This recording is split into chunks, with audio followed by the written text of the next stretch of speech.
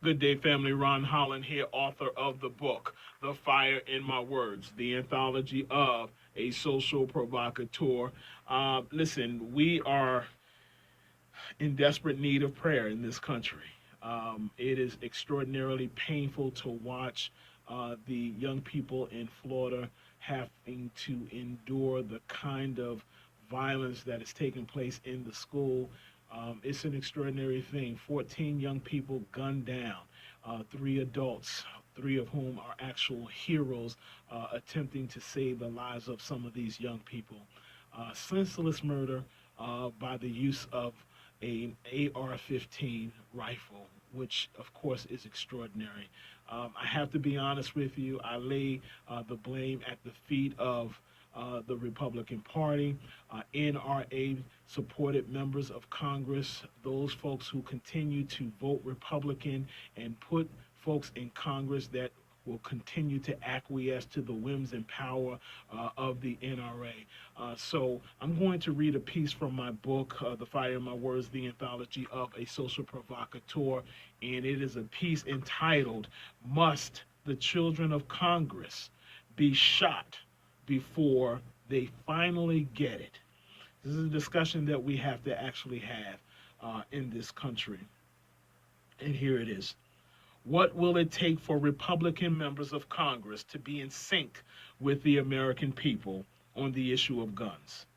How many blaring headlines will it take to convince Congress that their antiquated and politically calculating position on guns is detrimental to public safety? We've had far too many shooting massacres to continue this precarious relationship with gun violence and mass murder. If 58 people killed and over 500 more injured in a shooting massacre in Las Vegas won't convince the NRA supported members of Congress that gun reform is desperately required, what will? Our country has again arrived at a very critical juncture. There is no time for indecision, equivocation, or political grandstanding.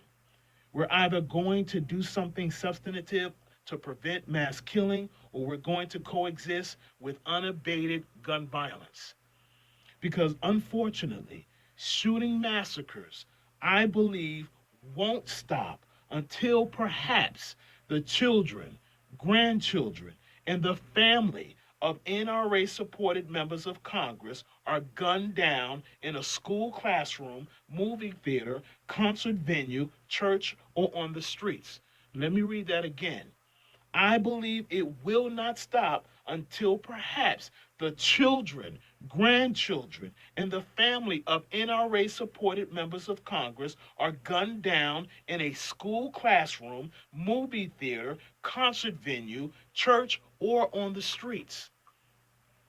Drastic as it may sound, reasonable gun control measures will only move forward in a robust way when our nation's lawmakers are personally affected by gun violence. Let me be clear, absolutely clear. I don't wish this horror on our lawmakers. I don't. But I get the feeling that when these massacres hit home and touch their own families, we'll finally see substantive action on their part. When NRA supported members of Congress block sensible and reasonable gun control measures such as universal background checks, it's evident that their feigned outrage following the Las Vegas shooting massacre or another school shooting and other gun related tragedies is phony and self serving. Why? Because these massacres happen to other children, other people, other neighborhoods, and other communities. The 2011 shooting of Congresswoman Gabrielle Giffords of Arizona didn't change their position. They acquiesced to the NRA in a host of school shootings, including the 2012 Sandy Hook Elementary School massacre that resulted in 26 and 7-year-old children and 6 faculty members being gunned down in the classrooms and hallways.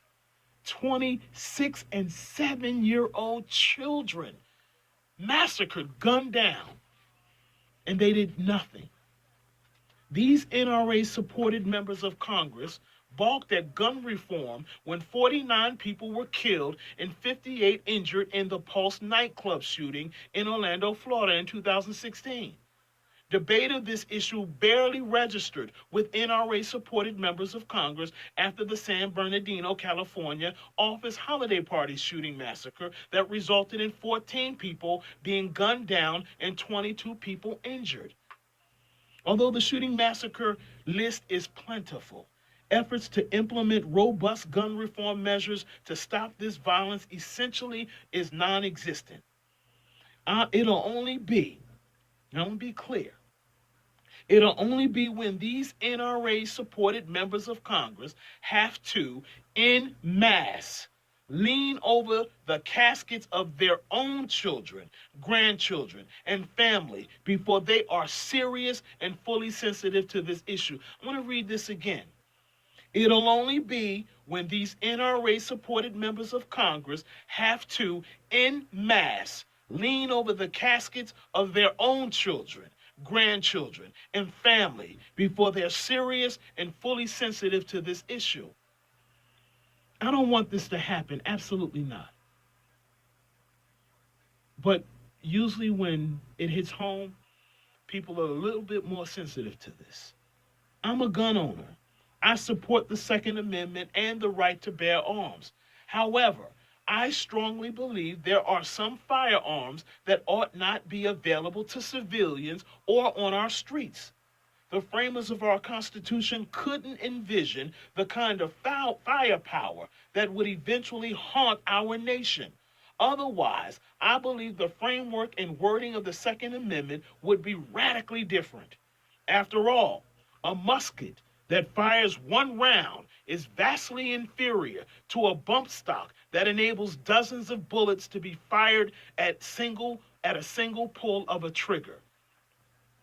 There are reasonable gun control measures that rational and law-abiding citizens can support.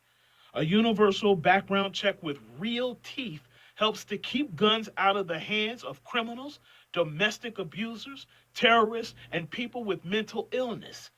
Banning the purchase and use of bump stocks to prevent mass shooting is a no-brainer. Military style and weapons for theaters of war should not be on the streets of this nation. People on the no-fly list should not be allowed to purchase a weapon or issued a concealed carry permit.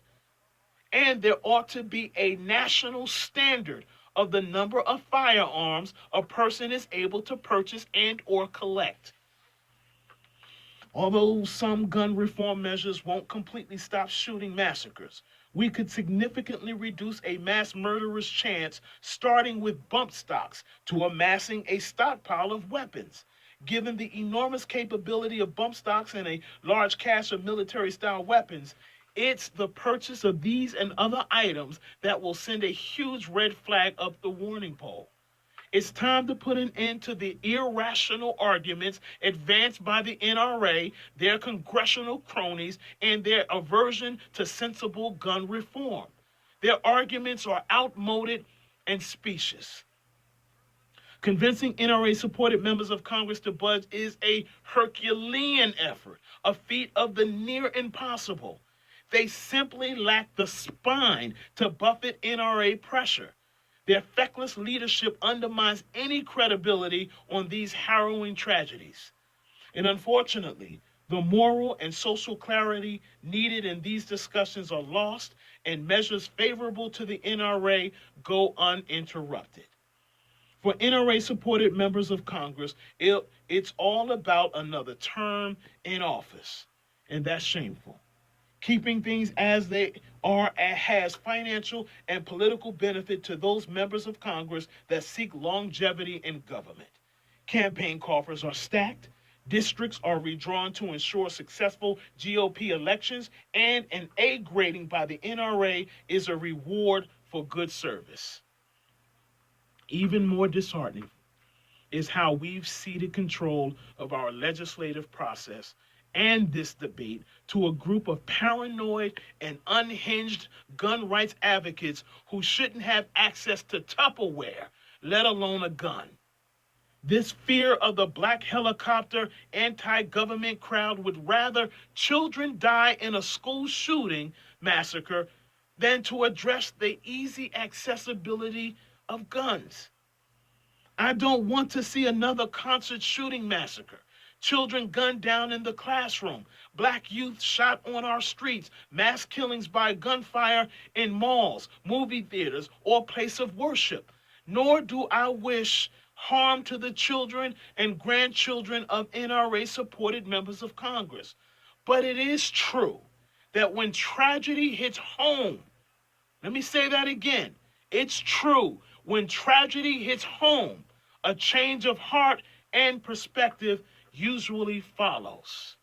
Again, this is a piece from my book, The Fire in My Words, the Anthology of a Social Provocateur, available right now on Amazon.com. And this piece is entitled, Must the Children of Congress Be Shot Before They Finally Get It? Now, I do want to suggest to you, I pulled up a list of NRA-supported members of Congress, and I just have a simple question for Richard Burr, Roy Blunt, Thom Tillis, Marco Rubio, Joni Ernst, Todd Young. Do your children have to be laying in a casket because they were gunned down in a school classroom before you finally get it? Bill Cassidy, French Hill, Ken Buck, David Young, Mike Simpson, Greg Giaforte, Don Young. Do we have to wait for your children or your grandchildren to be shot down in the hallway or classroom of their school before you finally get it? Lloyd Smucker, Bruce Poliquin, Pete Sessions, Barbara Comstock. Do we need to wait for your family members, your wife, your child, your husband, your significant other to be shot in a movie theater, in a mall? If we can't do anything about 6 and 7-year-old children being shot down, see, these people do not belong in Congress. There needs to be a wave election in 2018 and sweep all of these Republicans out of office, because I put this at the feet of Republicans in Congress, those Republicans who continue to vote these people in Congress. I lay it at the feet of the feckless president who is a coward and who kowtows to the NRA. You are at fault here. Do we need to see your children, your wife, your husband, your aunts? Do you need to lean over their caskets en masse before you finally get it and stop acquiescing to the pressure of the NRA? This is horrible what happened in Florida. Those kids are going to be scarred for life. This nation is going to be scarred for life because we continue to put feckless leadership in office. Again, the piece is entitled, Must the Children of Congress Be Shot Before They Finally Get It?